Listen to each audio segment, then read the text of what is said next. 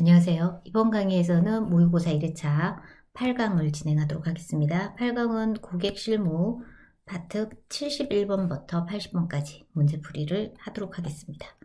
71번 문제는 컨설팅이 필요한 경우로 가장 거리가 먼 것을 찾는 거죠. 그죠? 그래서 컨설팅과 코칭의 개념을 정확하게 먼저 알고 있어야 되는 부분이죠. 그래서 각각 필요한 시기를 찾아보도록 하겠습니다.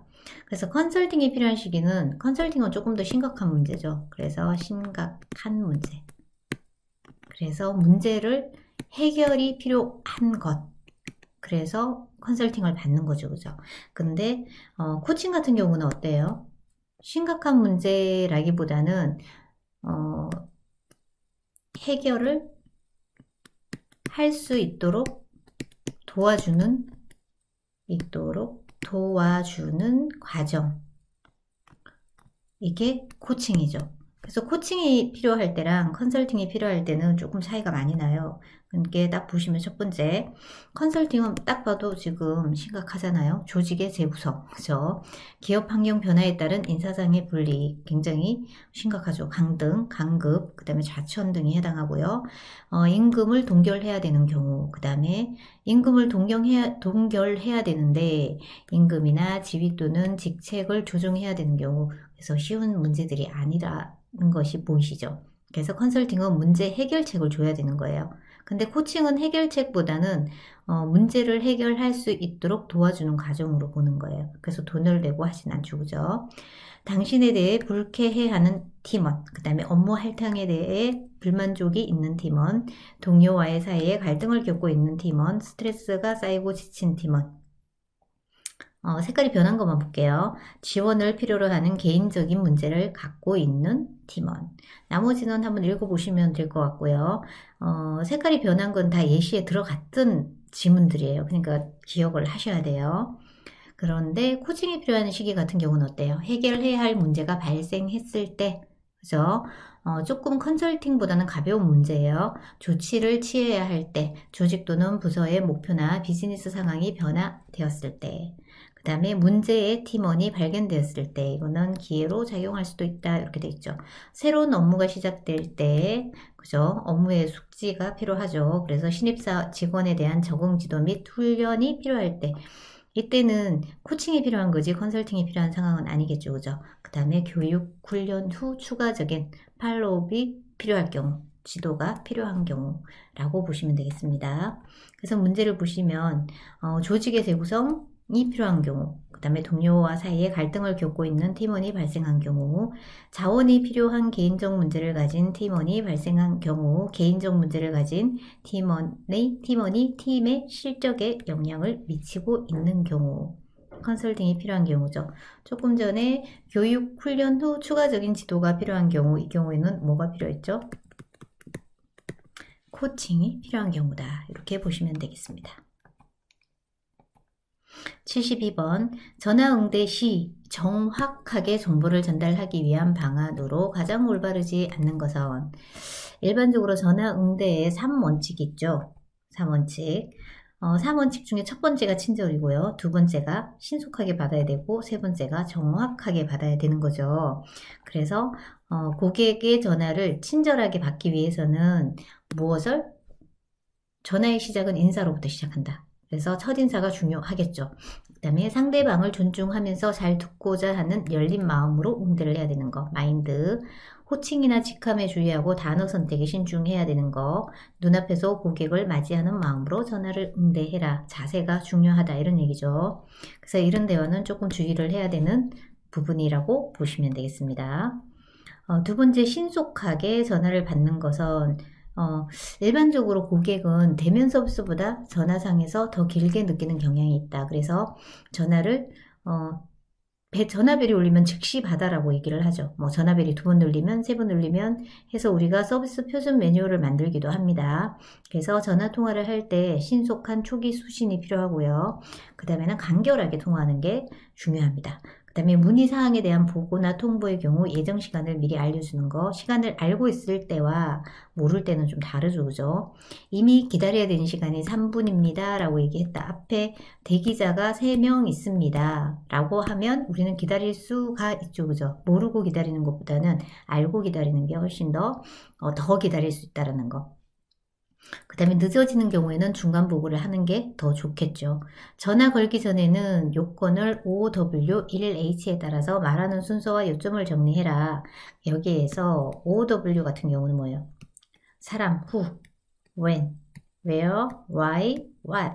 그래서 OW, 3H는 how much, 그 다음에 how many 해서 방법, 경비, 수량 등을 고려해서 우리가 순서와 요점을 정리해서 이야기를 한다. 그 다음에 소속과 이름을 밝혀 쌍방 간의 시간을 절약하는 게 중요하다. 그죠? 그리고 불필요한 말은 반복하지 않는 게 중요하겠죠. 필요한 농담은 정도가 지나치지 않게 시간은 정확하게 지키는 게 중요하다. 이게 신속에 관련된 거고요. 그 다음에 정확하게 하기 위해서는 일반적으로 우리 전화 상담에서는 목소리가 86% 영향을 미쳐요. 그죠? 커뮤니케이션에. 그 다음 단어가 미치는 영향은 14%밖에 안 되죠. 그래서 웨르비언 차트에서 제시한 내용이죠. 그래서 목소리와 사용하는 단어를 적절하게 선택하는 것이 매우 중요하다라고 봅니다. 정확하게 응대하기 위해서는 먼저 메모를 받는 경우에는 어떻게 메모를 처리해야 되겠죠? 해당자에게 정확한 내용을 반드시 전달하고 중요한 내용의 경우 재차 확인한다. 그래서 질문으로 확인하는 경우도 있겠죠. 그죠? 그래서 적절한 음성과 정확한 발음으로 내용의 의미를 명확하게 전달하는 게 중요하다. 그래서 우리가 고객 응대에서 전화를 많이 받는 직업이다. 그러면 우리가 훈련을 통해서 정확한 음성 전달을 하기 위한 노력을 해야 되겠죠. 그리고 전화 통화 중에 성명, 품명, 수량, 일시, 장소 이런 것들은 어떻게 해야 돼요? 틀리기가 쉽잖아요. 그죠? 그래서 정확하게, 천천히 정확하게 전달한다. 그리고 재진술의 법칙을 쓴다. 진술의 법칙. 이거는 뭐죠? 질문으로 확인하는 거죠. 그래서 일시를 가령 예를 든다면 2022년 2월 24일 맞으시죠? 라고 되물어서 확인하는 거. 고객을 통해서 확인하는 거죠. 그죠? 그리고 전화 응대 시에 전문 용어나 틀리기 쉬운 단어는 사용하지 않는 게 좋다라는 거죠. 그죠? 그래서 이 문장도 잘 바뀌겠죠. 전문 용어를 쓴다. 이렇게 나오겠죠. 상대가 요점을 이해했는지를 확인한다. 마지막에 이해했는지 요약해서 한 번 더 물어보는 거. 중요한 내용은 한 번 더 강조를 해준다. 이게 정확의 원칙이라고 보겠습니다. 그래서 문제를 보시면은 올바르지 않는 것을 찾는 거잖아요. 3번의 중요한 부분은 충분히 강조하되 반복하여 확인하지 않도록 주의한다. 어떻게 하라고 그러죠? 반복하여 확인하라고 되어져 있죠. 그래서 3번이 답이 되겠습니다. 73번 다음 중 효과적인 경청을 위한 방안으로 보기 어려운 거죠. 경청을 위한 방안으로 보기 어려운 것. 그래서 일반적으로 경청의 기본은 그냥 상대방을 비판하지 않고 끝까지 들어주는 거, 공감해주는 거, 맞장구 쳐주는 거, 이것이 적극적인 경청의 방안이죠. 그죠? 그래서 경청의 방안에 대한 문제는 뭐 크게 어려운 부분은 아니기 때문에 풀 수 있는 문제죠. 그래서 여기에서 키포인트는 비판 또는 평가하지 않는다. 맞장구나 공감을 표시해준다. 이런 것들이 해당되겠습니다. 그리고 전화 응대의 구성 요소는 뭐 시험 문제 잘 나오는 문제이기도 한데 일반적으로 전화 응대 시에는 당연히 음성으로 다 응대를 하죠. 비주얼이 보이는 건 아니잖아요. 그 다음에 억양이 중요하고요. 속도가 중요하죠. 자, 여기에서 전화 응대 시 속도는 어떻게 해야 될까요? 고객보다 더 빠르게 또는 더 늦게? 아니죠. 그죠? 고객이 말하는 속도에 보조를 맞춰 서로 간극을 줄이는 것은 고객과 일치감을 형성하는 최상의 도구가 되기도 한다. 그래서 일치감을 형성하는 게 훨씬 더 중요하다고 봅니다. 그리고 명확한 발음이 중요하고요. 그 다음에 단어 선택을 잘 해야 되겠죠. 긍정적인 표현을 하고 전문 용어보다는 어떤 용어? 쉬운 단어를 사용한다. 그 다음에 띄어쓰기에 따라서 우리가 문장 내용이 굉장히 달라지죠. 그죠? 문법적으로. 그래서 띄어쓰기를 잘 해야 된다. 효과적인 의사소통의 단어 선택은 뭐 여기에 나오는 전문 용어보다는 쉬운 용어, 그죠? 뭐 단순하고 통상적인 상용 단어를 쓰는 게 좋다라는 거, 긍정적인 표현이 훨씬 더 좋다. 이런 것들을 참고해 주시면 되겠습니다. 그래서 1번 적극적인 효과적인 경청을 위한 방안에 해당하는 것은 뭐예요? 고객의 말을 가로막지 않는 거죠. 끝까지 경청하는 거, 그죠? 중요한 내용이나 요점은 기록하는 거, 듣고 있다는 걸 알려주는 거죠. 냉정한 비판과 평가가 수반되어야 된다. 이건 아니죠, 그죠? 그 다음에 4번에 편견을 갖지 않고 고객 입장에서 듣는다. 가장 중요해요. 끝까지 듣는 거. 5번은 정확한 이해를 위해 고객이 말한 것을 복창한다. 이거는 뭐다? 다시 반복해서 확인하는 작업이죠. 잘 들었는지를 확인하는 거라고 보시면 되겠습니다. 그래서 비판과 평가는 경청에서 방해 요인이에요. 하면 안 되는 요인이죠. 그래서 답은 3번입니다. 74번 보고의 일반 원칙으로 가장 거리가 먼 것. 그러면 보고의 원칙을 먼저 봐야 되겠죠. 자, 그래서 이제 보고 파트에서 문제가 자 86페이지에서 87페이지 참고하시면 되고요.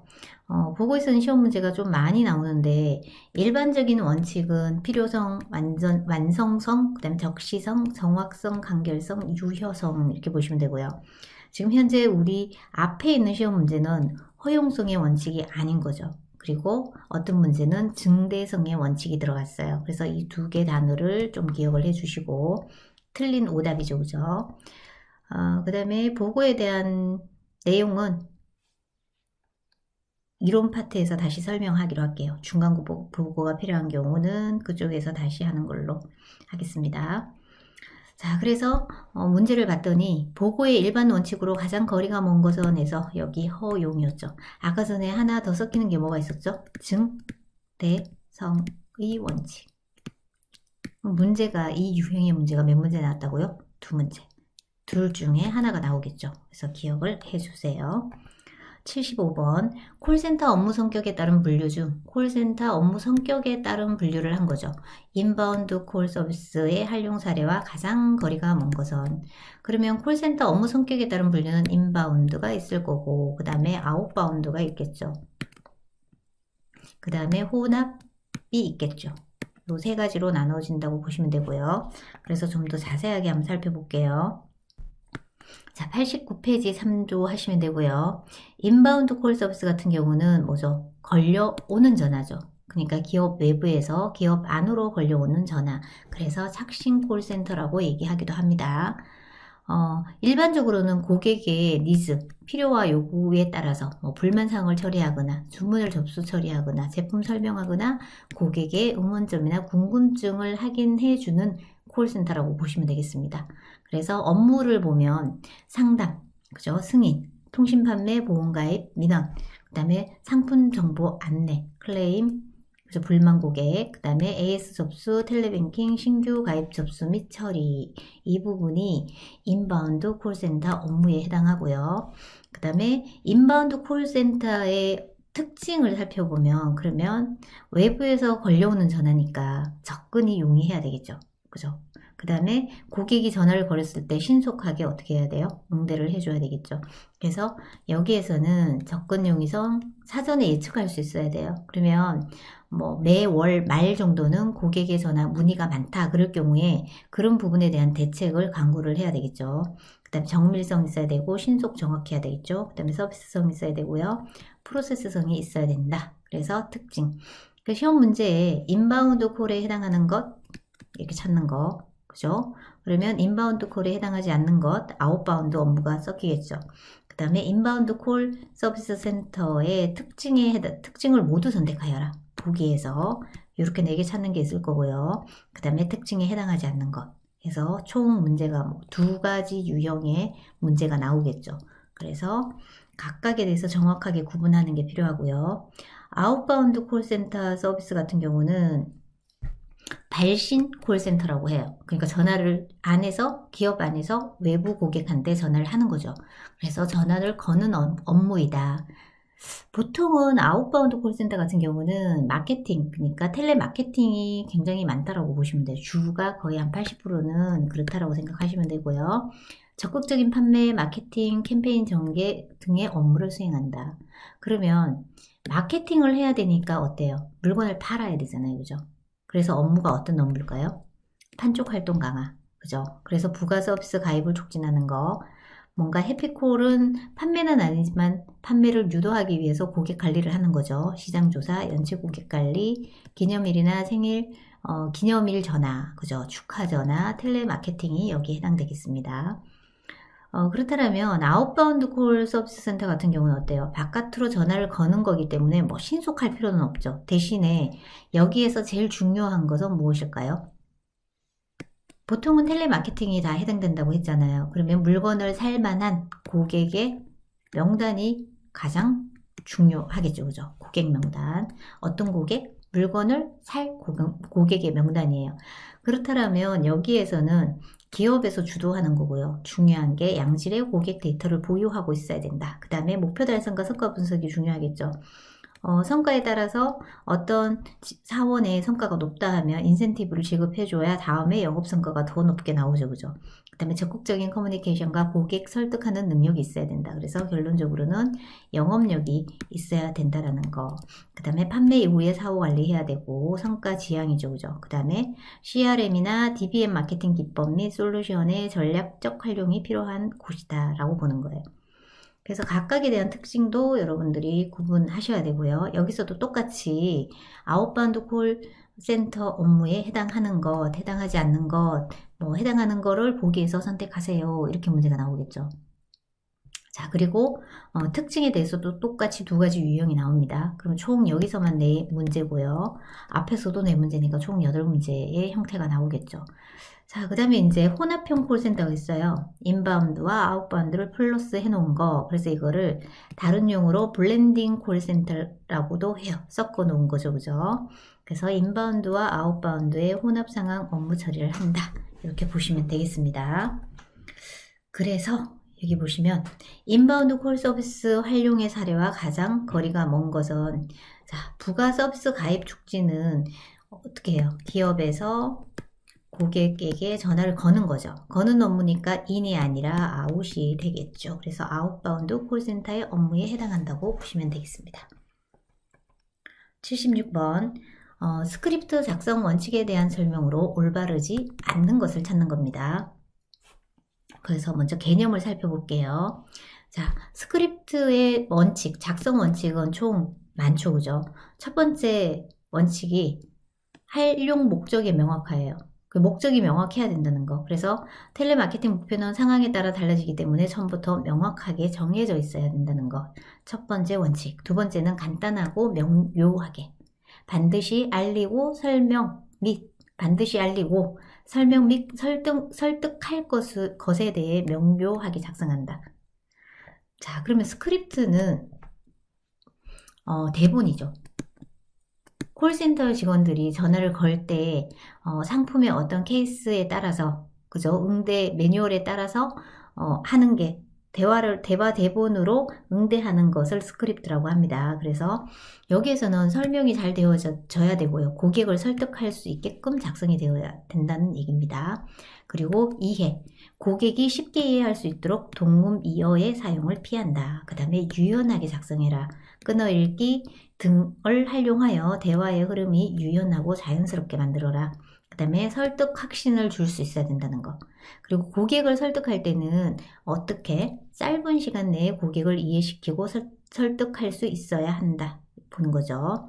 전체 대화 중에 클라이맥스를 구성하여 생동감 있게 작성하는 게 중요하다. 그러면 여기서 이 문장에서 다음 설명 중 틀린 것은 이렇게 문제가 나왔겠죠. 장시간에 걸쳐 이렇게 나왔겠죠. 그러면 얘가 틀린 예시가 되겠죠. 그리고 누구 중심으로 작성을 해야 될까요? 고객 중심으로 작성을 해야 된다. 그래서 상담원 중심이나 기업 중심이 되면 안 된다. 실제적인 문제의 답이었던 거죠. 그리고 상황 대응을 해야 된다.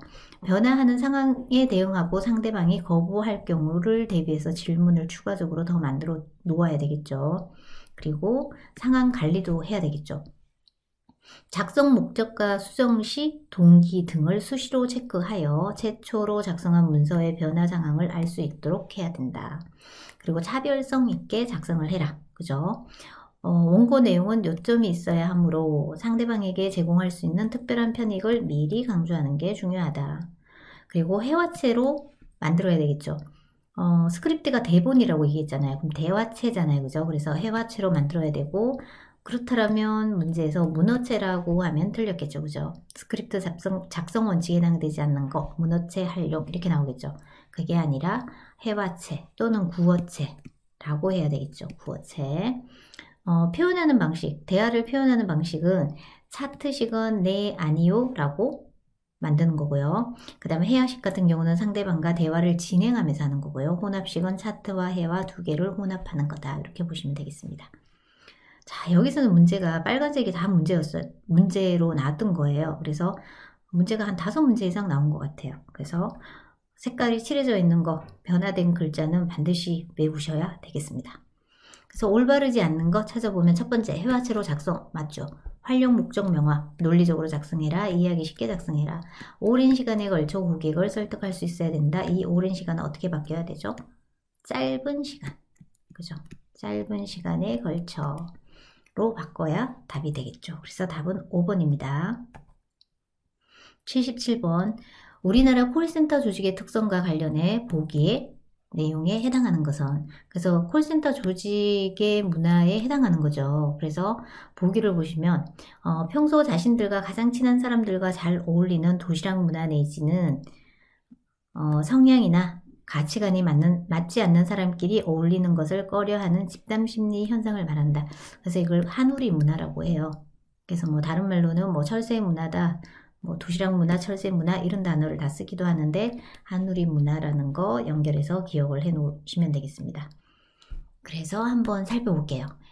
자, 콜센터 조직의 일반적인 특성을 보면요. 콜센터는 대부분이 비정규직 중심 전문 조직이죠. 사실 전문적인 일은 하고 있는데 비정규직이 많다라는 얘기예요. 그래서 보통은 비정규직이나 계약직 중심의 근무 형태가 주종을 이루고 있다. 그래서 고용 형태상의 차이가 임금, 근로조건, 복지 수준, 그리고 사회적 인식 등의 차별이 존재한다. 그러면 시험 문제가 이렇게 연결해서 보기에 해당하는 특성은 이렇게 시험 문제가 나온 거예요. 그래서 연결 가능하시죠? 그 다음에 특정 업무를 선호하는 경향이 있더라. 특징이. 상담원들은 개인의 특정 업무 선호도에 따라 구직 신청에서 입사까지의 반응, 근무의 매력도, 조직의 적응력 등의 상당한 차이가 발생할 수 있다라고 보는 거예요. 그리고 커뮤니케이션 장벽이 있다라고 보고요. 그래서 정규직과 비정규직 간의 의식 내지는 시각차, 참여도, 학습 능력의 차이, 근속의 차이 등이 보이지 않는 커뮤니케이션 등에서 보이지 않는 커뮤니케이션 장벽이 존재하고 있다. 그래서 뭐 융화되지 않는 그런 부분이 또 발생하겠죠. 그리고 독특한 집단 의식이 있다. 그래서 한우리 문화라고 해요. 도시락 문화라는 단어는 뭐냐면 같이 도시락을 먹는 사람들끼리 어떻게 한다? 회사를 이직을 할 때 전체가 다 빠져나가는 거예요. 그래서 이걸 도시락 문화, 철새 문화라고도 얘기를 합니다. 콜센터 내에서 자신들과 가장 우호적인 상담원들끼리 한 무리를 이루어 개인적 친밀감과 유대감을 형성하는 독특한 문화를 만들고 있다. 그래서 이걸 우리 한우리 문화라고 한다. 이렇게 연결하는 게 시험 문제였죠. 그리고 개인 편차가 존재한다. 직업에 대한 만족감, 직업에 대해 만족하는 사람과 만족하지 못하는 사람 간의 의식이 있고요. 적극성, 자기개발, 인간관계, 고객 응대 수준에서 차이가 굉장히 많이 난다는 거. 그래서 시험 문제에서는 일반적인 특징에 해당하지 않는 것 한 가지 유형이 있고요. 그 다음에 예시에 해당하는 보기에 해당하는 거 찾는 거. 현재까지 시험 문제 나온 것은 비정규직 중심 전문 조직이 시험 문제 나왔어요. 그 다음에 한우리 문화에 대한 정의가 시험 문제 나왔어요. 총 3문제죠. 3문제의 유형이 나왔다라고 보시면 되겠습니다. 78번 콜센터 모니터링 중 다음 보기 설명에 해당하는 것은 모니터링의 방법이죠. 그래서 방법을 먼저 살펴볼게요.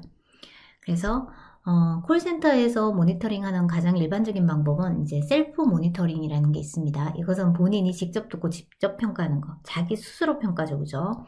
그래서 이걸 셀프 모니터링. 그 다음에 피어 모니터링 같은 경우는 자, 이 피어라는 단어가 동료, 또래, 또래라는 의미를 가져요. 그래서 이것은 동료나 또래의 사람들이, 같이 근무하는 사람들이 어때요? 장단점을 피드백을 해주는 거예요. 그래서 정해진 동료 파트너의 상담 내용을 듣고 장단점 피드백을 해주는 거, 그 다음에 벤치마킹하는 동료 평가제에 해당한다. 그래서 이 모니터링 방법은 시험 문제에 잘 나오는 문제예요. 빈도수가 높은 부분입니다. 그 다음에 리얼타임 모니터링 같은 경우는 실시간으로 모니터링을 하는 거죠. 그죠? 상담원이 모니터링 여부를 모르도록 무작위로 추출한 상담 내용을 듣고 정해진 평가표에 의해 항상성 표준하를 평가하는 방법. 리얼타임 실시간. 그 다음 레코딩은 뭐죠? 녹음을 해 놓은 것을 듣는 거죠. 그죠? 지금 현재 바로 실시간으로 듣는 게 아니라 녹음을 해 놓은 것을 무작위로 추출을 하여서 상담 내용을 평가자가 녹음하여 평가 결과를 상담원과 공유할 수 있도록 하는 방법이다. 그래서 이 네 가지를 특징적인 부분을 정확하게 연결하는 거. 모두 다 시험 문제 많이 나왔던 문제예요. 자, 그리고 또 하나는 사일런트 모니터링 있어요. 다른 말로 리모트, 거리, 사일런트 같은 경우는 조용한 거잖아요. 리모트는 거리를 두고 하는 거죠. 그죠? 그래서 상담원과 떨어진 장소에서 모니터링 하는 방법이다. 그래서 이렇게 떨어져서 하기 때문에 좋은 점은 뭘까요? 자연스러운 콜 처리가 가능하다라고 보는 거예요. 그래서 뭐 일반적으로는 랜덤만 콜을 사용하기 때문에 샘플로 사용하기 좋다라는 장점이 있고요. 그리고 고객과 상담원 간의 자연스러운 상호작용, 관찰, 그 다음에 QA팀을 설립할 수 있다. QA는 뭐죠? 통합 품질 관리자죠. 그죠? 이렇게 보시면 되고요. 이러한 장점이 있는 반면에 이렇게 멀리 떨어져서 하니까 즉각적으로 피드백을 하기 어렵다는 문제가 발생하겠죠. 그죠? 그리고 QAD가 통합 품질 관리자가 콜 대기하는 비생산적인 시간이 생긴다면 비효율적이다. 그리고 떨어져 있지만 하고 있다는 걸 알고 있다라면 감시당하는 느낌이 들겠죠. 그 다음에 사일런트 모니터링의 목적에 대한 분명한 전달이 없다라면 상담원은 빅브라더의 공포가 생길 수도 있다라고 보는 거예요. 자, 그 다음에는 사이드 바이 사이드 모니터링. 사이드 바이 사이드는 뭐예요? 옆에 바짝 붙어 앉아서 하는 거죠. 그 좋은 점 누구한테 가장 좋을 것 같아요? 신규 상담원한테 가장 좋은 거죠. 이 키워드를 반드시 기억하셔야 되고요. 장점은 옆에 바로 앉아서 하기 때문에 즉각적인 피드백이 가능하다는 거. 그죠? 그 다음에 대화 방식으로 바로 옆에서 뭘 할 수 있다? 코칭을 할 수 있다. 그래서 QAD가 통합품질 관리자가 상담원의 근처에서 콜을 듣는 방법으로, 그죠? 관리자가 상담원의 근처에서 상담 내용 및 업무 처리 과정, 행동을 직접 관찰하고 즉각적으로 피드백하는 형식이다. 이렇게 보시면 돼요. 여기서 키워드는 반드시 기억해야 되는 거, 신규 상담원. 뭘로 바뀔까요? 장기, 근속, 상담원. 이렇게 바뀌겠죠. 그죠? 그래서 이 부분을 특별히 더 기억을 해 주시면 되겠습니다. 단점은 뭐예요? 바로 옆에 있으니까 굉장히 부담스럽겠죠. 그죠? 그래서 상담원이 제약받는다고 느끼면 자연스럽고 편안한 콜 처리가 되지 않는 문제점이 생길 수 있다. 이렇게 보시면 되겠습니다. 그 다음에 콜 티핑 같은 경우는 그냥 하나씩 랜덤하게 뽑아서 보는 거예요. 추출해서. 그래서 콜 샘플을 녹음한 것 중에 랜덤하게 선택하여 듣고 상담원 성과를 평가하는 방법이다. 그래서 장점으로는 상담원이 자신의 콜을 듣고 콜 처리에 대해 객관적으로 알 수 있다라고 보는 거예요. 그리고 성과와 피드백 간의 즉각적인 연결이 가능하고요. 그다음 단점으로는 당연히 이것도 하나를 랜덤으로 골라서 듣는 거기 때문에 즉각적인 피드백은 어렵겠죠. 그죠? 그래서 QAD의 바쁜 일정으로 피드백이 늦어질 수도 있다라고 보는 거예요. 자, 종류가 굉장히 많죠. 그래서 여기 보니까 상담원과 고객 모두 누가 모니터링 하는지 모르도록, 그죠? 모른다는 거죠. 상담원과 떨어진 장소에서 상담, 멀리 떨어진 장소, 조용하게 한다는 거. 그래서 사일런트가 있었고요. 다른 말로는 뭐죠? 리모트였죠. 그죠? 평가하는 방법으로 고객과 상담원 간의 자연스러운 상호작용을 관찰할 수 있는 모니터링 기법을 말한다. 그래서 답은 3번이다. 이렇게 체크하시면 되겠습니다. 79번. 다음 중 비즈니스 상황에서 엘리베이터를 이용할 경우의 예절로 가장 올바르지 않는 것은? 자, 1번 보시면은 처음 손님이 방문했을 때 이 손님이 처음 방문했다라는 거죠. 전제 조건이 있습니다. 손님보다 먼저 타고 내릴 때는 손님보다 나중에 내리는 것이 좋다. 반대죠. 손님보다 먼저 타는 게 아니라 손님보다 나중에 타고, 그죠? 그 다음 내릴 때는 손님보다 나중에 내리는 것이 아니라 먼저 내려서 방향을 안내해야 되겠죠. 그래서 1번이 틀렸고요. 2번은 엘리베이터는 여러 사람이 이용하는 밀폐된 공간이기 때문에 큰 소리로 떠들거나 통화를 하지 않도록 주의한다. 맞는 말이죠.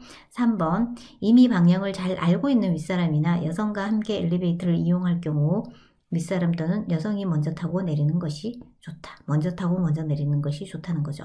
4번 엘리베이터 버튼 앞에 서게 될 경우 다른 사람을 위해 버튼을 눌러주고 제일 나중에 내릴 수 있는 여유와 매너가 필요하다. 5번 사람들이 많고 복잡한 엘리베이터 안쪽에 위치하고 있을 경우 정중하게 층 버튼을 누르지 못했을 경우에는 땡땡층을 부탁드립니다 라고 부탁하는 것은 예의에 어긋나지 않는다라는 거예요. 그래서 답은 1번 체크하시면 되겠습니다. 자, 그래서 우리가 방문객을 안내하는 예절을 조금 살펴보고 넘어갈게요. 41페이지 참고하시면 되고, 그래서 지금 현재는 엘리베이터 예절이죠. 다 설명을 드렸네요. 그죠? 여기서 우선 탑승 전 행선층을 먼저 알려주고 안내자가 먼저 탑승하는 것이 좋다. 그죠? 내릴 때는 방문객이나 상사가 먼저 내리는 것이 좋다. 이런 거죠. 그래서 나머지는 한번 읽어보시면 되겠습니다. 80번 다음 중 일반적인 의전 그죠?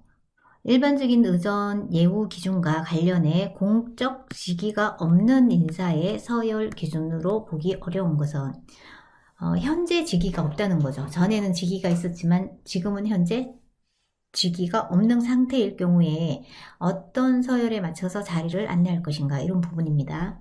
그래서 좀 살펴볼게요. 그래서 의전은 뭐 비즈니스 프로토콜이라고 하죠. 원래는 해외 손님, 그러니까 다른 국가의 기빈을 맞이하는 의식이라고 보시면 되겠습니다. 그래서 그때 우리가 서열 기준을 어떻게 잡아줄 건가 하는 내용이죠. 그래서 직위에 의한 서열은 이미 직위가 있기 때문에 거기에 맞춰서 우리가 안내를 해주면 돼요. 직급이 우선이죠. 계급, 직급이 우선이다. 그 두 번째는 기준이 헌법 및 정부조직법상의 기간이 순대로. 그죠? 그 다음에 기관장 선순위, 상급기관 선순위, 국가기관이 선순위다. 이 조건에 맞춰서 해주시면 되고요. 그 다음 공적 직위가 없는 인사의 서열 기준은 전직, 전의 직을 가지고 뭘 한다? 서열을 맞춰주면 되겠죠. 그 다음이 연령이고요. 그 다음 기준이 행사의 관련성, 그 다음 기준이 정부 산하 단체, 공익단체 협의장, 관련 민간단체 장 등의 서열로 우리가 안내를 해주면 되겠습니다. 그래서 보시면은 조금 전에 뭐에 따라서 연령에 따라서 전직에 따라서 그 다음에 행사의 관련성에 따라서 그 다음에 정부 산하 단체 및 관련 민간 단체장 등에 따라서 한다. 그 다음에 직위가 있는 경우에 무엇으로 한다고 되어 있었죠? 헌법 및 정부조직법상의 기간 순위는 직위가 있을 경우에 기준이다. 이렇게 보시면 되겠습니다. 여기 있죠. 직급, 기관장 선순위, 상급기관 선순위, 국가기관 선순위에서 이렇게 한다라는 거. 그래서 두 개를 구분해서 정확하게 학습을 해 놓으셔야 나중에 안 헷갈리시겠죠. 그죠? 그래서 서열 기준을 정확하게 파악하는 게 중요합니다. 이번 시간에 이제 저희가 몇 번까지죠? 80번까지 문제를 풀었습니다. 그래서 다음 시간에는 81번부터 90번까지 문제로 1회차 모의고사를 완료하도록 하겠습니다. 고생하셨습니다.